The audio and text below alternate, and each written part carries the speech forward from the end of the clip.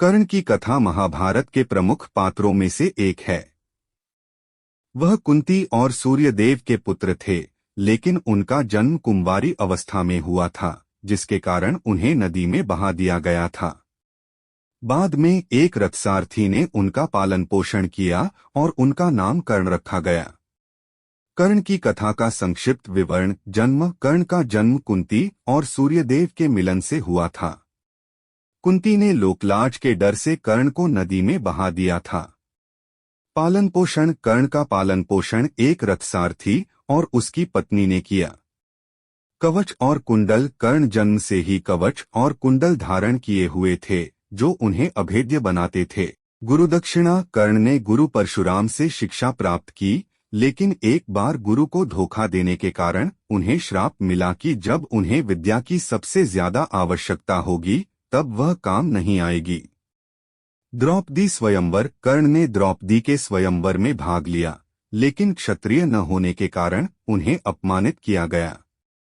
मित्रता। कर्ण और दुर्योधन की मित्रता बहुत गहरी थी। कर्ण ने हमेशा दुर्योधन का साथ दिया और महाभारत के युद्ध में कौरवों की तरफ से लड़े। दानवीरता। कर्ण को दानवीर माना जाता था। उन्होंने कभी भी किसी याचक को निराश नहीं किया। इंद्र द्वारा परीक्षा। भगवान इंद्र ने ब्राह्मण के वेश में कर्ण से उनके कवच और कुंडल दान में मांगे। कर्ण ने बिना किसी हिचकिचाहट के उन्हें दान कर दिए। युद्ध। महाभारत के युद्ध में कर्ण ने अर्जुन के साथ भयंकर युद्ध किया। मृत्यु। युद्ध में कर्ण की मृत्यु अर्जुन के हाथों हुई। कर्ण का चरित्र। कर्ण को एक महान योद्धा, दानवीर और त्यागी के रूप में जाना जाता है। वह अपने मित्र दुर्योधन के प्रति वफादार था और जीवन भर प्रतिकूल परिस्थितियों से लड़ता रहा।